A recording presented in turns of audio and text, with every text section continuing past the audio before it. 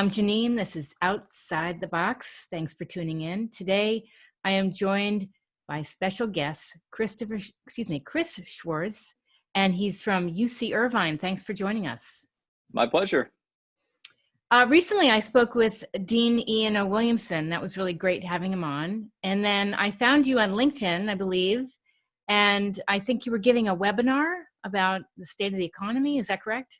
That is correct. Yeah. So we've been doing. So the background is I typically give econ updates for both the Newport and the Irvine chambers in person. So one's October, one's January, and then of course coronavirus hit and kind of ruined all the forecasts for the year. And so I've been doing monthly webinars since March on the economy and the financial markets. So as we stand right now, here we are, early June, mid-June practically. Where things stand with the economy? That's a great question. So one of the real challenges for us has been as economists is, this really has moved almost 10 or 12 times faster than any other recession. And so it's been difficult to get data. So we've been relying on things like open tables, giving out data and TSA data. And so the good news is, if you look at all the numbers, they're slowly starting to come back to where they were. But I think the key word there is very slowly. So if we look at restaurant data, for example, we're only at, we're down 70% year over year, which sounds terrible, but it's better than 100%. And True. TSA passenger traffic, travelers is down 80%. So, we are recovering, thankfully, but it's definitely, I think, going to be, unfortunately, a long process for us to come back to where we were. And even if you look at the Federal Reserve, they just came out with their forecast, and probably it'll be sometime in 2022 before the economy is actually back to where it was before COVID started. That's what I had heard a while back, that it was going to take at least a couple years for us to really come back. And then when I was watching some news segments this morning, they're talking about how, I think it was in New York, there were 2,000 new cases of coronavirus every 24 hours. Yeah. To be honest with you, when I was doing my forecast, I figured we'd open after Memorial Day because I figured government wouldn't want everyone to get together and think it was safe to have big barbecues. And unfortunately, I think we're starting to pay the price for that right now with, Florida, Texas, yes, Arizona. I mean, OC just reported, I think, their highest number of cases yesterday on a Sunday, which is very unusual that we've had. And I was out this weekend and quite a few people were, no masks on in the mall and other places. So, I think, there's two issues. One is, really when we're allowed to reopen from the standpoint of the government, the governor and president and so forth. But the other is, I think that as long as there's a lot of cases out there, there's going to be a lot of fear and Yes. people are voluntarily not going to go out. And so that's the question mark, is how long is it until, people feel safe to go out? And I think that's not going to happen until, we have some kind of vaccine for the virus, which hopefully is more like the smallpox vaccine and less like the flu vaccine in terms of effectiveness. And hopefully no side effects. Yes, that's always the open question. I know a lot of people are trying to rush these things through and, as soon as we get one, we'll mass produce it. And it's like, well, you don't really know what the side effects are, until you do it. And of course, you have that kind of anti-vaccine crowd that really latched onto that one research paper that was defunct. And I'm sure, they're going to latch onto this in terms of trying not to get people vaccinated. So, we'll just have to see what happens. I'm a fake doctor, so I can't really help too much on the medical stuff other than. You're a fake doctor? You only play one on TV. Yeah, as I tell my students, I'm probably the sixth best kind of doctor. So, but we'll just have to see what the health experts say. It was interesting. I was in Trader Joe's last weekend with my mask and keeping my distance. And I asked the manager, so what do you think of the whole mask thing? Because I had heard how a lot of people were really upset with somebody who said, oh, you have to wear a mask. And then she got death threats and then she quit. So, he said, well, I want to go back to normal. And I'm thinking, what's normal? What is that? Because I don't think there is a normal now. This kind of is it. This is what we're living in. And it seems like, I want to wear my mask. I want to stay safe. I don't want to rush it because it's not like things open and it's gone. That's my opinion. Yeah, I mean, I don't disagree with you. I think a lot of people out there, because we're reopening and, I think a little bit of the issue with coronavirus is I don't think a lot of people personally know someone who died from coronavirus, right? So I think I maybe know now 2 people that have gotten coronavirus, but I don't know anyone that's been in the ICU. And so I think for a lot of people, they don't see it in front of them. Right. And so they don't worry about it. Now we're reopening and they think everything is safe. Yes. And so I'm not sure that that's really true or not. And, if you look at any major event, so, it's hard to think about now, but if you watch an old movie and you watch people at an airport back in the 1990s, I remember, used to be able to walk right up to the boarding gate with somebody that you dropped off at the airport and let them through. And now, Yeah. we take TSA and everything else. I mean, we just take Totally it for different. granted, right? And so, I think probably going forward, there's going to be a lot of changes to society, even when there is a vaccine, in terms of, people wearing masks, and, there's going to be really some mental, changes in how people are about viruses. Unfortunately, some of them probably severe. And so I think that things will change, and what the new normal looks like in terms of, going out to eat or something else. No idea. Exactly. And the other thing I'll have to say is, I try not to be too cynical about the media, especially since I'm doing an interview right now for the media. But Thank you. I mean, how many times in the next 10 years are we going to hear that this is the next coronavirus, right? I know. And so that's going to just stoke the fear of what's going on. So True. Very true. So for people that are graduating UC Irvine and they've been so excited to get a job, and they don't know where they can find a job, even just a summer job, do you have any advice for them? Yeah, so I've talked to a lot of our, at the Center for Investment Wealth Management, which I'm the faculty director. We have a lot of interns, and I think a lot of students are very frustrated because even the ones trying to get an internship, it's very hard to get people's attention. And so, in terms of I think the best advice you can ever give someone is, you just have to be persistent. Coronavirus is not your fault, right? It's just something that happened in life at a bad time for you. Sure. And I think you just have to keep persistent and not get down and not, give up. I think a lot of people kind of want to give up when I talk to them, and it's like, not give up, keep trying. I was always told, if you're ever unemployed, act like you have a job, wake up in the morning, get ready for work, Routine. work 8 to 5, even if, and I tell the students, I go, look, if you didn't get an internship, think about what skill you're hoping to learn from the internship and try to self-learn. All right. Try to keep improving, maybe get an Excel certificate or something like that. So when opportunities do come up, you differentiate yourself from other people who maybe got a little discouraged or maybe aren't as disciplined as you and did a lot of binging on Netflix. Because eventually, I think, as I tell people, if you look at, unemployment data, the unemployment data for people with a college degree is only about 6.8%, which I didn't know that. Yeah. So, I mean, it's 22% if you have a high school degree. It's only 6.8% if you have a bachelor's degree.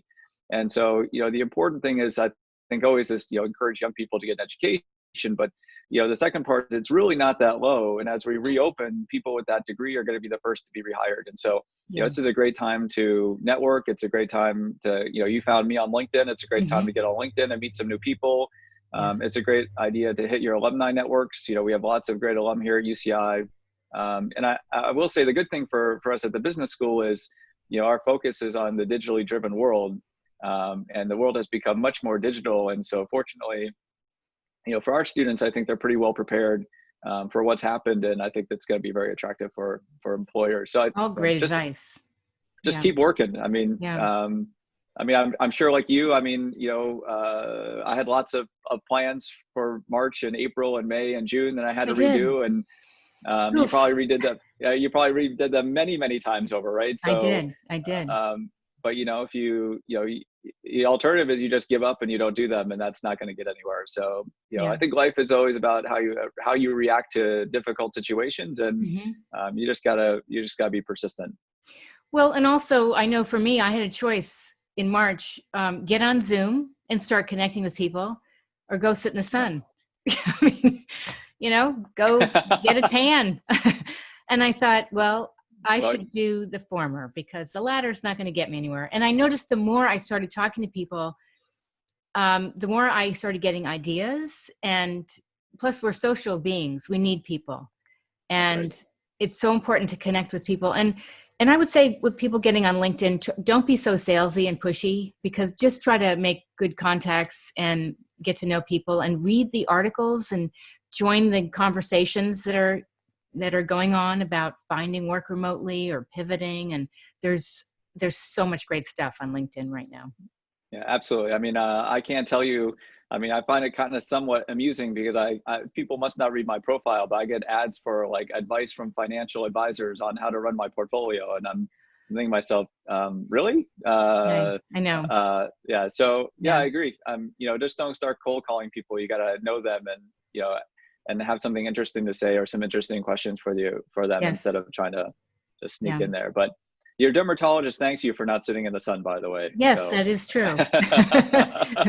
That is or true. doesn't thank you. I'm not sure which one here in OC, but Uh, well, the interesting thing is that we all have a choice, and I love what you said about take a class, get a certificate, because learning just really boosts you up, and you have something else to talk about when you do get that Zoom interview.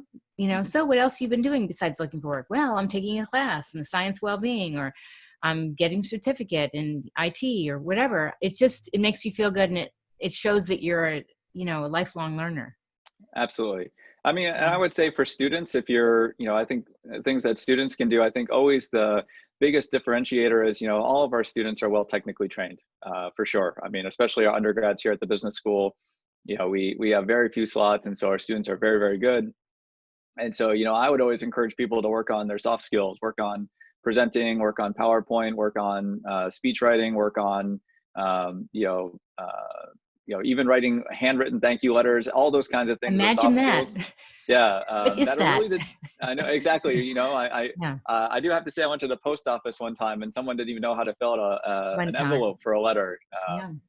And I was kind of shaking my head a little bit. But I think those are the skills that differentiate. And no matter how smart you are, if you can't communicate your ideas to people effectively or convincingly, then that doesn't get you ahead. And especially an Yes. interview where you're going to be presenting. So I think those Right. are. I don't know if sure if Toastmasters or anyone is doing Zoom. I have to imagine they are, but I would I think think so. things like that, yeah, Yeah. are great ways to go.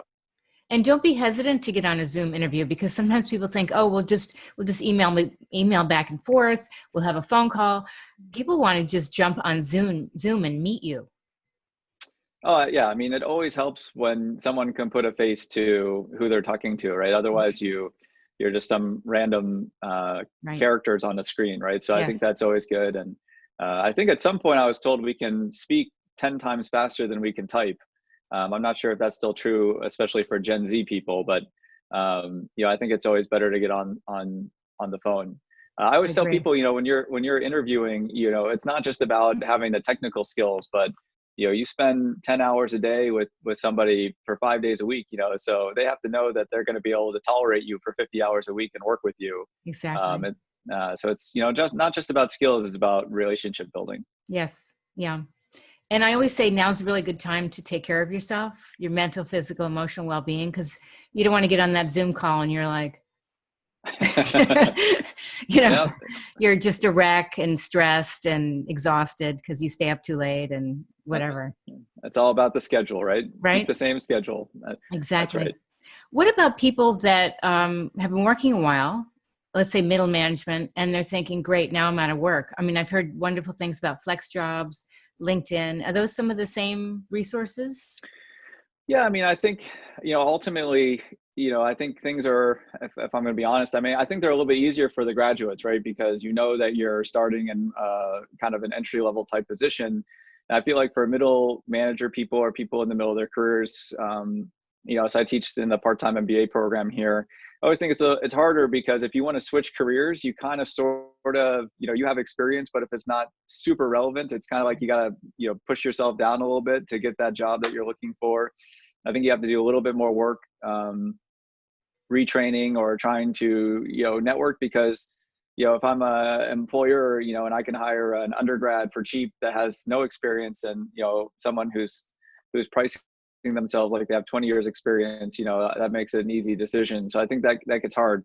But I Yeah. think once you kind of get out there, if you talk to most people, I think almost all the time, when you get into your 30s or 40s, I would say huge percentages of the jobs you land are through network. Yes. Um, Yes. especially right now, I mean, there's probably a lot of resumes going in for each position. And if you're just a piece of paper, yeah, you have a chance, but it's always about that network building. And so, I think you got to be patient. Hmm. Maybe you want to find, again, a skill to work on. If you want Right. to find something to do and you want to go, I always say when I get retired, I'm going to go work at Lowe's hardware store, and because I like that. There's no shame in taking a job just to keep No. yourself busy. But again, it's all about discipline. It's all about treating your job search like it's a full-time job. Right. It's so true.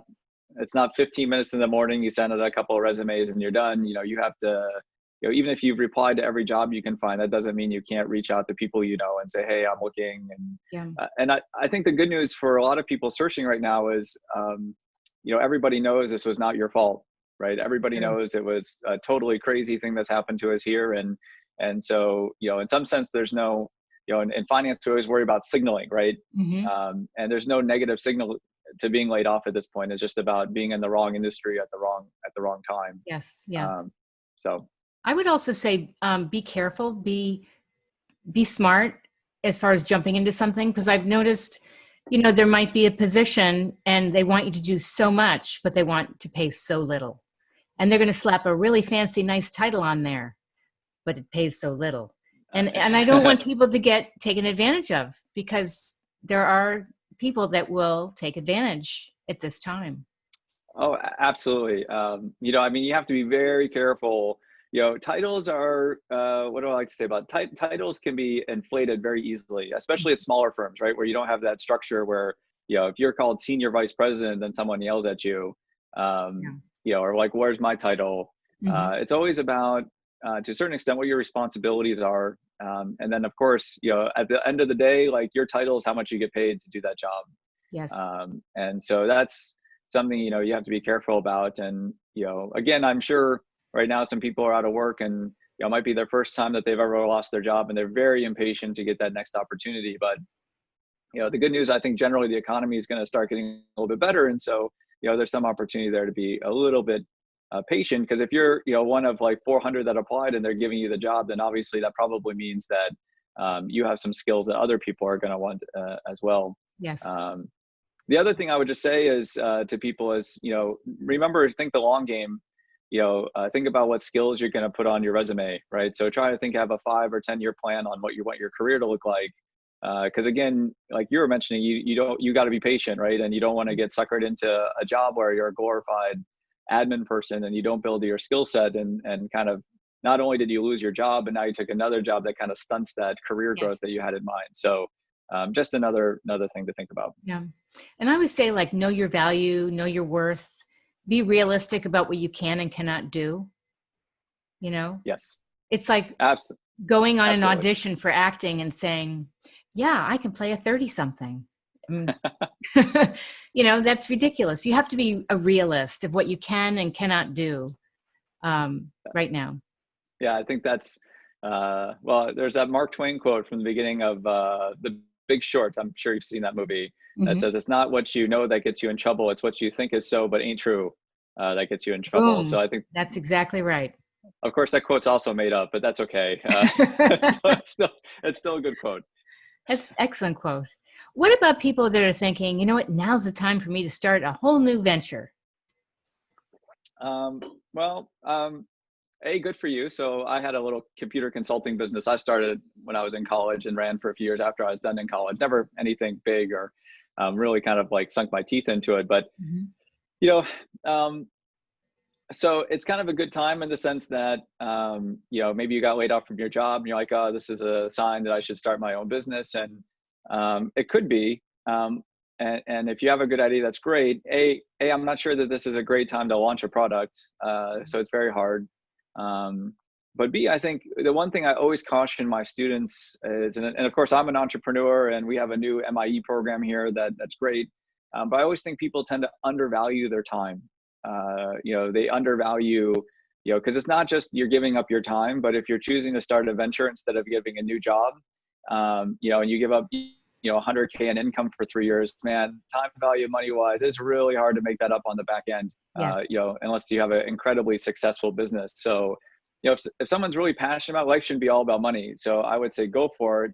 This is a great chance, especially if you maybe job search a little bit and you work on your venture a little bit and you kind of keep both things in the oven. I forget the word there.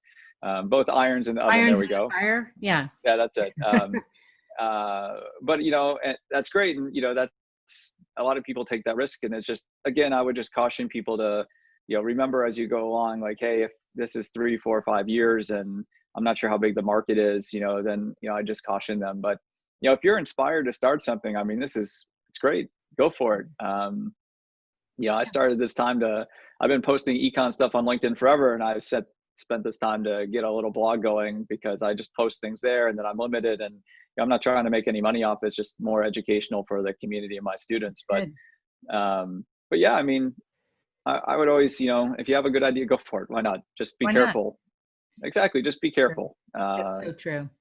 Yeah. So when I was younger, I was in college. I remember I wanted to run like an ice cream truck for the summer. I was 20 and my dad's like, wait a minute, I'm not saying no, but let's do the math. Yeah. The ice cream, the truck, the gas, right. And he's like, no. That's right. I ended up painting houses.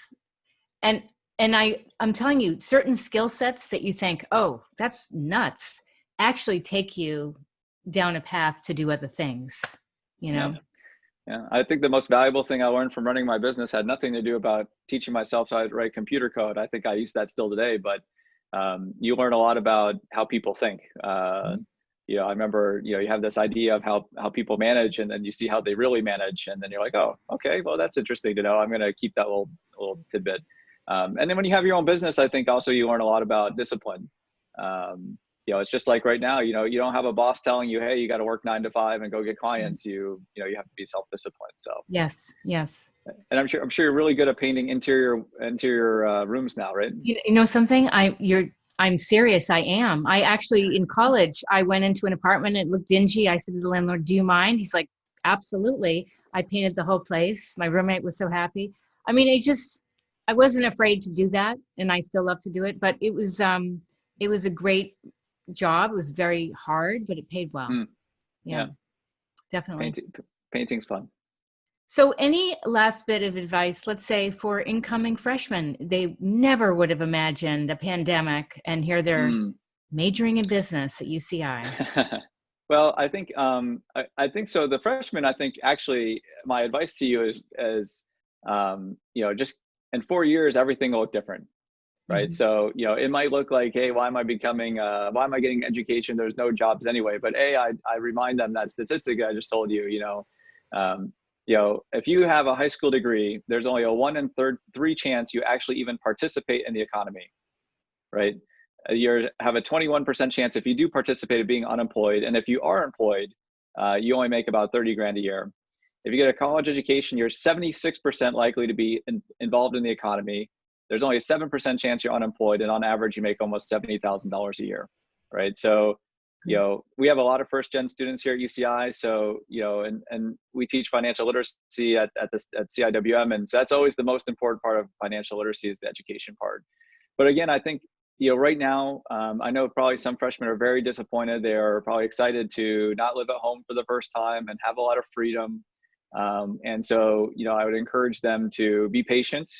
I'm sure by winter or spring, when we have a vaccine, they'll be on campus and they'll have plenty of time to learn how to manage freedom, I guess would what I would call that. But, I would also encourage them, don't get yourself behind the ball your first quarter, right? So you don't want to get out, you don't want to get on academic probation after your first quarter. You don't want to get, maybe a reputation about being a bad student. You don't want to you don't want to set bad habits for yourself. It's a big transition from high school to college, a huge transition. I mean, I always thought that everything was a step function, right? So you go from 5th to 6th grade, you go to a new school, but it's also the class material takes a step up, right? And you go from 8th to 9th grade, it's a big step. And, going from senior in high school to freshman in college is a big step. So I'd really encourage people just to stay focused and get off to a good start. Especially they don't have a lot of the distractions that you'd when you'd show up on campus, right? Right. So use this time to get a good start, and then when you are able to come on campus, you're not scrambling to try and catch up on your grades. You can take full advantage of the social opportunities, which, as we've talked about, the social network part is just as important as the grade part. So that would just work hard. The other thing I'll say is we faculty here are here to help. we haven't done this before. I mean, I taught 3 classes by Zoom this quarter, and it was a total experiment. And so, don't be afraid to ask us for a little extra office hours or send an email or what have you. We're happy to help. Good advice. And we're kind of disconnected because we can't read your face. We can't read the room. And so I think it's, I'd encourage the students to be a little bit more proactive because, I know almost all the faculty here really want to see students succeed. So, so I'd encourage students to do that. Do you find that a lot of students, they don't connect by video, they just listen? Like, do you have a requirement that you want to see their faces so they know they're engaged? So it's actually against university policy to force people to turn on their camera. And I teach a Saturday class at 8:30 in the morning. I probably don't want to see the cameras turned on most of the time. So for me, I kind of just let them do it. I do polls. So I would do like in-class problems in my finance class, and I do polls, and you can see what percentage of people are actually answering the poll. That's good. So you can kind of see if people are involved, but still, you don't have that, you can't really see how students are doing. So, I think it's kind of a little bit more on the students to kind of reach out to us because, right. If I'm in the classroom, I can see the confused dog looks, and I can see that people are confused. Or when we're doing a problem, I'll walk around the room and I'll see, are people getting it right or wrong, or how many people are finishing, or et cetera. And I can't do that now, nor can other faculty. So, be a little bit more aggressive. And it's okay to tell us you don't understand. It's okay to ask a question. I'm sure incoming freshmen are going to be shy, and so you don't have to do it. The nice part on Zoom is you can send a question to the instructor or the TA, directly. You don't have to tell everybody it's your question, right? So if you're embarrassed, you don't want to speak up, just go to chat, click on the instructor or the TA, and then just ask your question. And I'm sure that's a way to do it. It took me a long time to learn that skill, even when I was in high school and then college, because I felt so stupid. But what happens is the second you don't understand, then it starts piling up, as you know. Yeah. And then it's like an avalanche of confusion, and you can never pull your way out of that ditch. Yep, that's so right. It's really good to do it from the beginning. Exactly. I mean, as soon as you don't get something, just, because I tell the students in my class, everything kind of builds on itself. So if you're lost at week 3, or you get the midterm back and you didn't do well and you're not sure why, I'd say, hey, make an appointment. Let's figure out what's going on, because it's going to be on the final exam. So yes. It's worth reaching out. And I used to sit like second, third row from the professor instead of in the way back. I went to Syracuse. We had huge lectures. And when people do resume in person, I would suggest sit closer.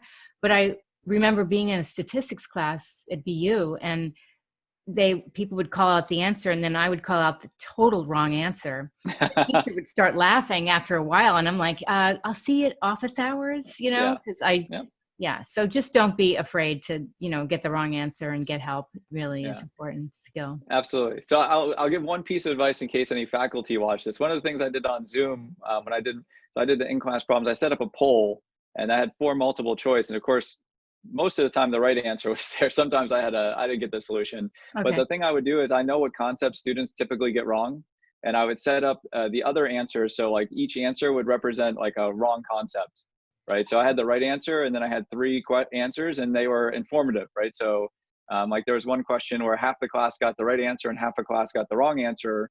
And because I had set up the question, that answer, so I knew exactly what concept they had gotten wrong.